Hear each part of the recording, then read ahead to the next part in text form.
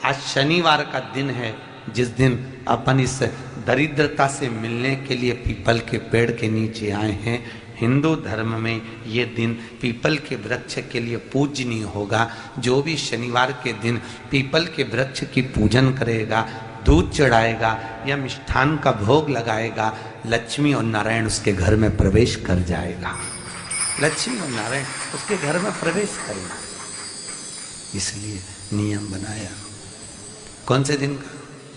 शनिवार। लक्ष्मी जी बोली, नारायण आपने तो एक दिन का वार लिख दिया। शंकर जी ने 7 वार बनाए हैं, रविवार, सोमवार, मंगल, बुध, गुरु, शुक्र और शनि। ये शिव जी ने बनाया। अब एक दिन आपने अपना बना लिया, बाकी के दिन अगर कोई इस पीपल के वृक्ष के नीचे आएगा और यहां तो दरिद्रता बैठी है, तो उसका क्या होगा? भगवान नारायण बोले, सुन दरिद्रता, तेरे से एक विनती है, अगर कोई भी मनुष्य इस पीपल के पेड़ के नीचे अगर 7 दिन में आता है और उसके हाथ में अगर कोई सामग्री होती है तो तू उसके घर में प्रवेश नहीं करेगी। नियम है पीपल के वृक्ष का, या तो पानी का लोटा लेकर जाओ, कुंकू का चोपड़ा लेकर जाओ, शक्कर लेकर जाओ, या पेड़ के नीचे चींटी को डालने के लिए आटा ले जाओ, पर खाली हाथ पीपल के वृक्ष के नीचे कभी मत जाओ, कभी नहीं जाओ। खाली हाथ जाओगे तो दरिद्रता तुम्हारे घर में प्रवेश करेगी। दरिद्रता उठकर खड़ी होकर बोली, नारायण तुमने अपनी मनमानी करी है, एक दिन मुझे भी मेरा चाहिए। भगवान ने कहा, बोल कौन सा दिन चाहिए? दरिद्रता कहती है, रविवार के दिन इस पीपल के वृक्ष के नीचे मैं दिन भर नृत्य करूं, इसमें रहूं, और जो यहां आए रविवार को मैं उसके घर में प्रवेश करूं। भगवान ने कहा, ठीक है। दरिद्रता, रविवार का दिन एक ऐसा दिन रहेगा जिस दिन तू इस पीपल के वृक्ष के नीचे नृत्य करेगी, और जो आएगा इस पीपल के वृक्ष के नीचे तो उसके साथ प्रवेश करेगी। मैंने तुझे वर दिया। इसलिए हमारे यहाँ केवल पीपल का वृक्ष अगर दीवार में भी लग जाता है ना, किसी की फैक्ट्री की दीवार में, किसी के घर की दीवार में पीपल का वृक्ष अगर लग जाता है, पीपल का पौधा लग जाता है, उसको कितना भी तोड़ लो वो वापिस लग जाएगा। फिर तोड़ोगे फिर लग जाएगा। अगर पीपल के पौधे को तोड़ना है तो केवल रविवार का दिन एक नींबू, एक मिर्ची और बमूल का कांटा, ये 3 चीजें रखने के बाद में आधे घंटे बाद रविवार के दिन पीपल के पेड़ को उखाड़ कर फेंक दो। दूसरी बार कभी पीपल दीवार में लगता ही नहीं, कभी नहीं लग सकता। केवल एक रविवार का, केवल एक संडे, इतवार का। घर में दीवारों पर अगर पीपल लग भी गया है, इसलिए पीपल के वृक्ष को उखाड़ने का, अगर घर में पीपल लगा हुआ है या पीपल का पौधा हमारे घर में लग गया, उसको उतारना, निकालना, लगाना, तो पीपल के वृक्ष को अगर निकाला जाता है तो रविवार के दिन, और अगर पीपल के वृक्ष को कहीं लगाया जाता है तो सोमवार के दिन या मंगलवार के दिन, बुधवार के दिन, इन दिनों में लगा सकते पीपल के वृक्ष कहीं लगाना। शनिवार का दिन एक ऐसा दिन होता है जिस दिन पीपल के वृक्ष को कहीं जाकर लगाया नहीं जाता, क्योंकि शनिवार के दिन पीपल के वृक्ष के नीचे लक्ष्मी रहती है। हम अपने हाथों से अगर पीपल का वृक्ष किसी दूसरी जगह पर शनिवार को रोपित करते हैं तो हमारे घर की लक्ष्मी अपने घर से छिन्न होकर चली जाती है। इसलिए शनिवार के दिन पीपल लगाया नहीं जाता, किसी के घर जाकर उसको वापस पलटा नहीं जाता। लग गया उसको डाल। प्रभु मेरी धर्म पत्नी को कहाँ रखूं आप बताओ? वो तो जहां यज्ञ होता है, अनुष्ठान होता है, दान होता है, पुण्य होता है, सत्कर्म होता है, वहां जाने को तैयार नहीं। अब करूं क्या? भगवान ने बोला, एक काम करो। दुर्वासा जी बोले, जिसके यहाँ रात्रि में बर्तन झूठे पड़े रहते हो उसके घर में इस दरिद्रता को लेकर तुम प्रवेश कर जाना। जिसके यहाँ रात्रि में बर्तन झूठे पड़े हो वहां लेकर प्रवेश कर जाओ। दूसरी जगह दुर्वासा जी बोले, जो स्त्री घर में दोपहर के समय पर सो रही हो उसके घर में इसको लेकर प्रवेश कर जाएगी। जो स्त्री दोपहर के समय में घर पर सो रही हो इस दरिद्रता को लेकर प्रवेश कर जाइए। तीसरा, जिसके यहाँ पर दरवाजे पर कांटे वाले पौधे लगे हों उस घर में इस दरिद्रता को लेकर प्रवेश कर जाइए। दरिद्रता, कितनी सुंदर बात कही है। दाता और विधाता, कौन कौन? दाता और विधाता। लक्ष्मी और दरिद्रता के सगे भाई हैं। कौन कौन? दाता और विधाता। दाता को फिटकरी प्रिय है, विधाता को नमक प्रिय है। ये दोनों हमेशा लक्ष्मी को और दरिद्रता को दोनों को समझाते थे, दोनों में प्रेम बढ़ाते थे। आज भी हिंदू धर्म की रीति है, यहां तो ठीक है, जिसके यहां पर भी अगर थोड़ी सी भी परेशानी होती है, थोड़ा सा क्लेश होता है, अशांति होती है, लक्ष्मी नहीं टिक रही हो, काम नहीं बन रहे हो, बहुत प्रयास करा जा रहा हो और हमारा कार्य नहीं होता, तो क्या करते हैं? फिटकरी और नमक को पानी में डाल देते हैं और घर में पोछा लगा देते हैं। आप लोगों ने आजकल फेसबुक पे भी पढ़ा होगा, व्हाट्सएप पे भी पढ़ा होगा। तो क्यों लिखा उसमें? उसका कारण ही केवल ये है कि दाता और विधाता की प्रियता उसमें। माता ख्याति के जो 4 बच्चे हुए, इसमें जो 2 लड़के हैं, दाता और विधाता, उसकी प्रियता उसमें, उसकी पूर्णता उसमें। अब दुर्वासा जी बोले अपनी धर्म पत्नी को वहां लेकर, जहां कांटेदार पौधे लगे हों वहां पर लेकर प्रवेश कर जाइए। कांटेदार पौधों में उस दरिद्रता का निवास हो गया। शंकर पर विश्वास रखकर एक एक पल, एक एक घड़ी, एक एक समय, एक एक नक्षत्र का शिव महापुराण में वर्णन है। यहां तक शास्त्र कहता है कि पीपल के वृक्ष की जब भगवान शिव रचना करे, पीपल के वृक्ष की जब रचना करी गई, तो उस पीपल के वृक्ष में भी कौन सा समय किसका है, ये शिव महापुराण वर्णन करती है। सुबह 4 बजे से लेकर 7:30 बजे तक पीपल के वृक्ष में ब्रह्मा जी का वासा होता है। 7:30 बजे से लेकर 10:30, 11 बजे तक पीपल के वृक्ष में भगवान विष्णु का वासा होता है। 10:30 बजे से लेकर पीपल के वृक्ष में 11:30 बजे तक पितरों का वासा होता है। 11:30 बजे से लेकर 12:30 बजे तक पीपल के वृक्ष में आहूतों का वासा होता है। 12:30 बजे से लेकर शाम को 4 बजे तक पीपल के वृक्ष में वासुकों का वासा होता है।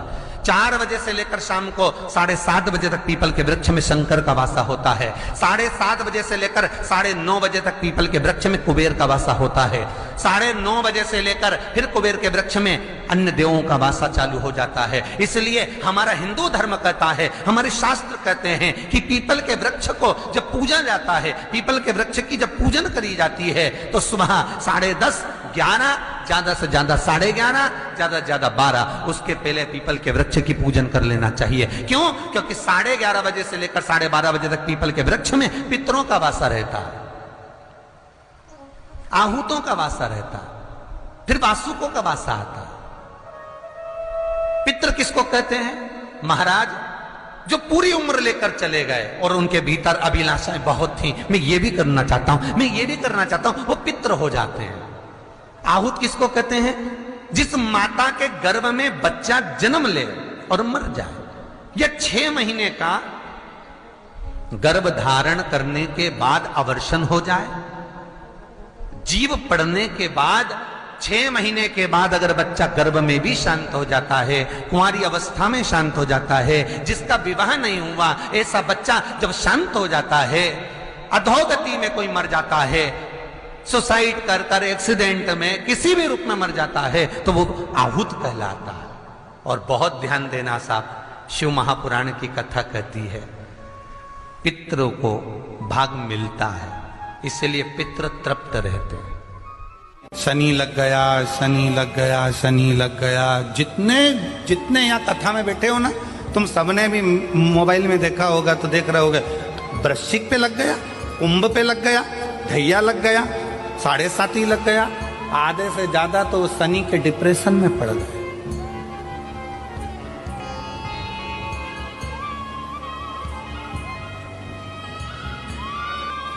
अरे भाई, शिव महापुराण की कथा को उठाकर देखिए,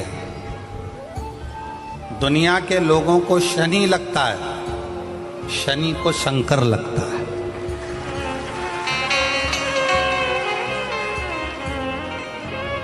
यदि आप भगवान शंकर के मंदिर में जाकर 1 लोटा जल चढ़ा रहे हो, आप भगवान शिव के मंदिर में जाकर अर्चना कर रहे हो, आराधना कर रहे हो, निवेदन कर रहे हो, एक बेलपत्र शिव की उठाकर धोकर वापिस शंकर को समर्पित कर रहे हो, शंकर भगवान का पंचाक्षर मंत्र नमः शिवाय जप रहे हो, शंकर भगवान का षडाक्षर मंत्र ओम नमः शिवाय जप रहे हो, या श्री शिवाय नमस्तुभ्यम का जाप कर रहे हो, तो ये निश्चित मानकर रखो कि आपके पीछे शनि नहीं पड़ेगा, आपके पीछे शंकर जरूर पड़ेगा।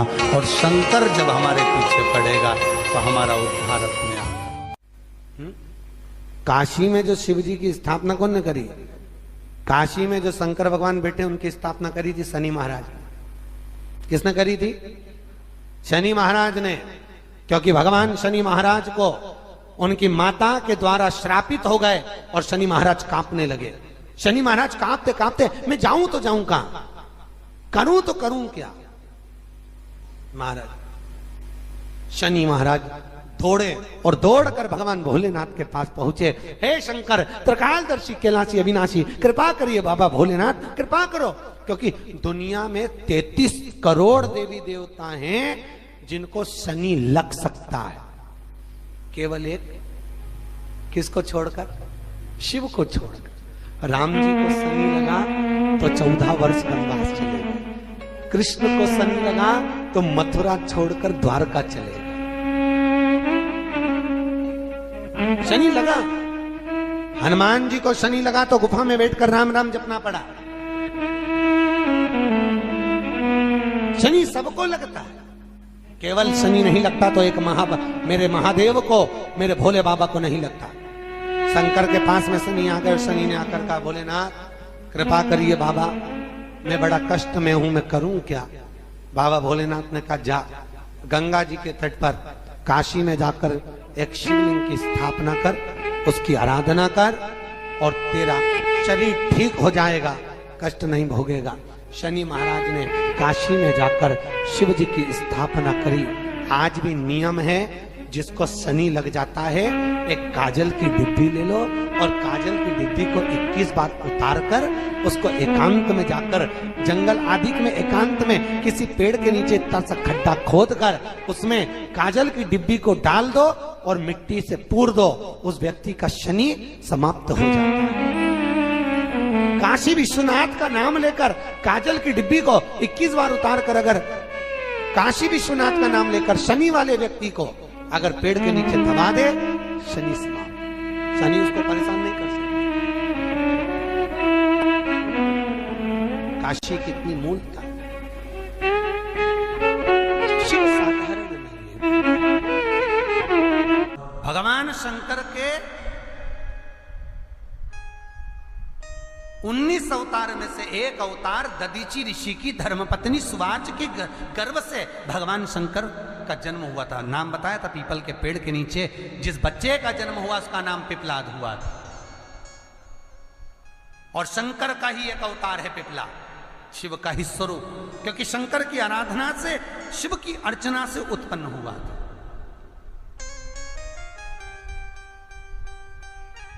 तो जो पिपलाद जन्म थे उन पिपलाद को भी दुख हुआ था।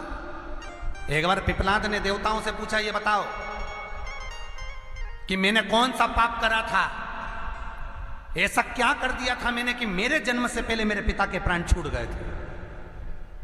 तो 33 कोटि देवता, भगवान विष्णु, ब्रह्मा पिपलाद से कहते हैं, तुम्हारे पिता के प्राण देवताओं के हित के लिए निकले थे और एक कारण था, शनि ने कुदृष्टि तुम्हारे पिता पर दे दी थी, इसलिए तुम्हारे पिता को तो प्राण त्यागना ही थे। पिपलाद को क्रोध आ गया और पीपल के वृक्ष के नीचे खड़े होकर पिपलाद ने हाथ में जल लेकर शनि महाराज से कहा, रे शनि, मैं तुझे श्राप देता हूं कि तू तारामंडल में से, ग्रह मंडल में से नीचे गिर जा, जमीन पर जा। और शनि महाराज जमीन पर गिरने लगा। देवताओं ने आकर पिपलाद की स्तुति करी, क्योंकि शंकर का स्वरूप है पिपलाद। पिपलाद शंकर का स्वरूप, स्तुति करी, आप क्षमा करो शनि देवता को।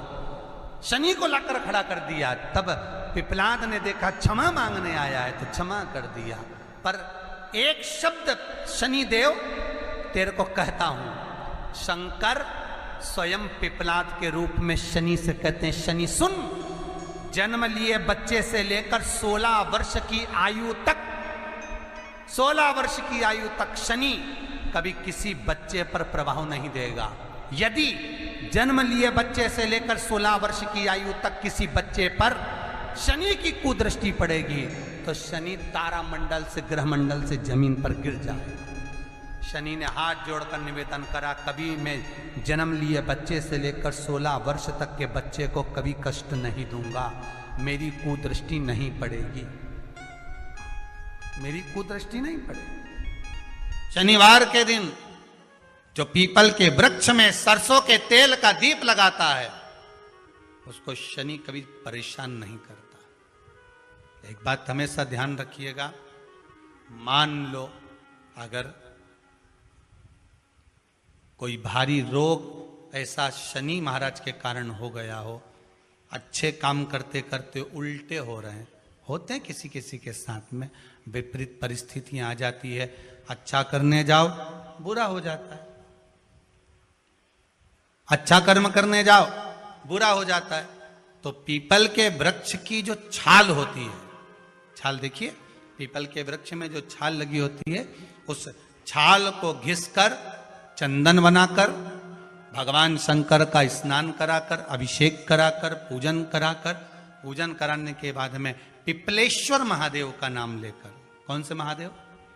पिपलेश्वर महादेव का नाम लेकर वो जो घिसी हुई छाल होती है उस छाल का तिलक भगवान शंकर को लगा लो और उसी का थोड़ा सा भाग अपने कंठ पर, मस्तक पर लगाना प्रारंभ कर दो। धीरे धीरे जो विपरीत दशा है वो सुधरना प्रारंभ हो जाती है। पर नाम याद रखना, पिपलेश्वर